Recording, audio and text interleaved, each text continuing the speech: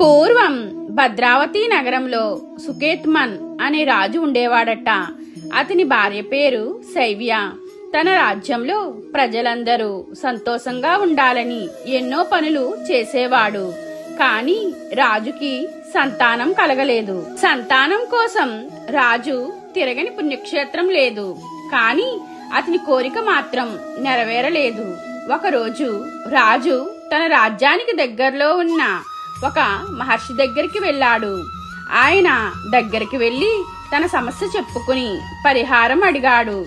అప్పుడు ఆ మహర్షి పుత్రాది ఏకాదశి గురించి చెప్పి ఆ రోజు ఉపవాసం ఉంటే మంచిదని సూచించారు. మహర్షి చెప్పినట్లుగానే రాజు తన భార్యతో కలిసి పుత్రాది ఏకాదశి వ్రతం ఆచరించాడు. ఇది జరిగిన కొద్ది రోజులకి రాజు భార్య గర్భం దాల్చింది.